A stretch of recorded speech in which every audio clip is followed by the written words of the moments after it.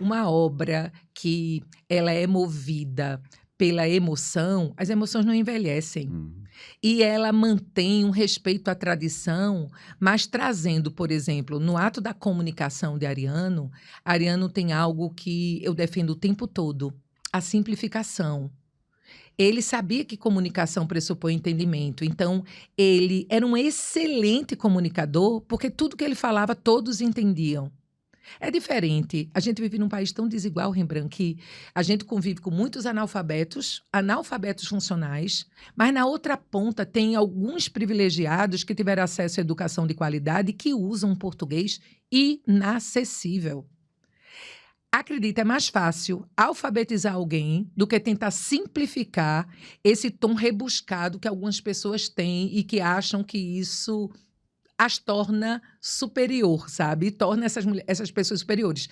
Tanto que o próprio ministro Barroso baixou a portaria da linguagem simples para que o servidor ele entenda que, atendendo o público heterogêneo, ele tem que falar para todo mundo entender. E eu acho que essa linguagem simples, ela demorou até um pouquinho demais, sabe? A questão da linguagem técnica, o juridiquês que se Isso. combate tanto, né, que se comenta tanto. Ninguém entende esses termos utilizados pelo judiciário, pela medicina, pela saúde, né, no caso. E agora com essa coisa da internet, né? O internetês O também. internetês também. Isso. E a gente vê muito isso na internet. É impressionante. Você não consegue mais ver frases completas, frases bem construídas. É tudo a simplificação da simplificação. Eu acho que às vezes aí também há um exagero. E o que a gente ouve, principalmente assim em podcast, nessas coisas, o que se fala de palavrão, o que se fala de construção errada de frase, às vezes me incomoda, às vezes não, sempre me incomoda tanto, mas porque isso é tão aceitado hoje, é aceitável hoje, ou não é tão assim? Veja só, eu acho, inclusive, que algumas questões são desnecessárias. Mas hoje, nessa intenção de que a comunicação ela seja inclusiva, ela acolha todas as pessoas, eu acho que isso meio que deu a falsa ideia de que você pode tudo. Uhum. Hoje a gente tenta não falar mais de certo e errado, sabe, Rembrandt? A gente tenta falar em adequado e inadequado. Porque você não fala em casa com seu filho como você fala com um sócio no ambiente de trabalho. Não é verdade? É. Uma pessoa não escreve um bilhete para deixar para a esposa avisando que vai chegar mais tarde e, com esse mesmo tipo de texto, prepara seu currículo para disputar uma vaga no mercado de trabalho, porque não é adequado. Porque a excelente comunicação, e qualquer pessoa pode ser um excelente comunicador, se prestar atenção a 3 elementos dessa comunicação. Opa, atenção que isso é pra gente, hein? Isso. Para nós comunicadores, atenção. Quem é o seu interlocutor? Para quem eu estou falando? Qual é o assunto e qual é o ambiente? Porque se um desses 3 elementos mudar, você tem que mudar o jeito de se comunicar. Uhum. Eu gosto da analogia de que a adequada comunicação é como a roupa que você escolhe. Você não vai vestido para a praia como você vai a uma missa de 7º dia, porque não seria adequado.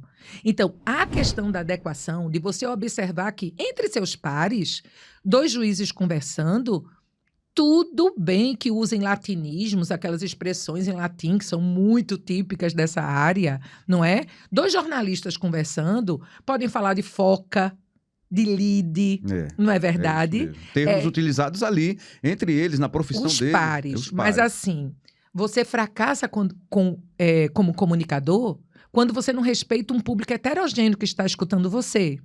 Pessoas que talvez não entendam o significado daquela palavra mais rebuscada, aquele jargão profissional da sua área. Então, assim, é preciso adequação. Com respeito ao ambiente, ao assunto e ao interlocutor, você pode até usar o latinismo, mas diante de um grupo heterogêneo, traduz imediatamente. Uhum. Diga o que é que significa o data venia, para que a pessoa não se sinta frustrada. Porque, sinceramente, hoje, fala bem aquele que é claro para todos. Porque se uma pessoa não entende o que você fala, quem fracassou foi você. Essa é a verdade. Por mais correto que você esteja falando aquela frase, aquele texto, quem está fracassando é você que está fazendo isso. Por mais correto. Olhe, nas minhas salas de aula, eu sempre dou exemplos de grandes comunicadores com os quais eu tive o prazer de conviver, como você e como Bianca. Bianca Carvalho. Bianca fabulosa, porque assim, Bianca, quando no mês de junho está entrevistando lá na Ceasa, o feirante que vai vender milho, para deixar essa pessoa à vontade e para que flua essa entrevista, ela fala assim, diga aí, meu amigo, a quanto tá, né? Essa tuia aí de milho. Ela fala assim, porque desarma a pessoa. Mas veja Bianca entrevistando um juiz, um desembargador. A postura é outra. A postura é a sua também. Outra coisa, você falou de uma coisa interessante, que lhe incomoda essas falhas na comunicação, às vezes o excesso de abreviação, VCT, BPQ, ou então esses palavrões desnecessários, inconvenientes. As concordâncias. Olha, eu fico muito impressionada, Rembrandt, porque eu acho que nem você percebe. Mas eu dei esse exemplo já inúmeras vezes. Eu escutando você disse assim, em determinada locução de uma partida de futebol. Antes de o jogador sair de campo, ninguém diz isso, Rembrandt. Todo mundo diz antes do jogador sair, porque acha que D e O pode ser unido em todas as situações. Quando eu escutei isso, eu disse, minha gente, eu vou levar esse exemplo para todas as salas de aula. Então, eu canso de dizer, quando eu trabalho essa norma culta, antes de o jogador, porque jogador aí é o sujeito da ação, então você não pode fazer a contração. É tão natural, tá tão internalizado o bom português dentro de você, que mesmo na locução de um jogo que vai ter um público heterogêneo, você fala, você respeita a língua e você é entendido, entende? Nesse caso, nesse exemplo específico, antes de o jogador, antes de a bola rolar, quer dizer, o público, por mais heterogêneo que seja, ele vai entender. Exatamente. Né? E eu vou estar, de alguma forma, respeitando a língua portuguesa. E né? contribuindo. E contribuindo. Sabe por quê? Quantas pessoas não usam mesmo de forma inadequada por conta da redação infeliz daquela lei estadual, naquela plaquinha ao lado da porta do elevador? Você já deve ter visto. Verifique... Antes de entrar no elevador, verifique se o mesmo. Está errado, mas está numa redação de uma lei estadual. Dando aula errada de português todos os dias a quem espera lá. Então, você escuta, por exemplo, no ambiente policial tem muito esse uso. Olha, o criminoso se evadiu do local. O mesmo trajava short vermelho e camiseta preta. O mesmo trajava. O fato de a gente conviver com o erro, com a falha, com a incorreção, faz com que a gente propague a falha. Então, quando você falava antes de a bola rolar, você estava mostrando o caminho certo da comunicação. Diferente da placa, que já foi substituída, graças a Deus.